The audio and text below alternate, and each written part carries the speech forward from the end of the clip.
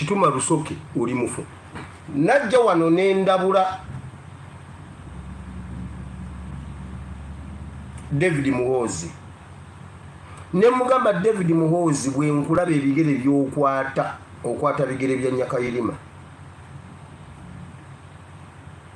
Namugamba kubanga nga empiki ekkubo gundi Museveni ngabo yatambuza empiki ya Nyakayirima nagitambuza nagituusa we yayagala ogirira. Wennyini bwato bwatambuza David Muhoozi. Byennyini amekomanda akiikirira amagye mu parliament ate minister wa internal affairs. Byonna nabimuteekako byonna ofiisi 3 nnyo zonna zirina ogu nga Nyakayirima bwe yali ne David Muhoozi bwali nengamba David Muhoozi ogenda kufa.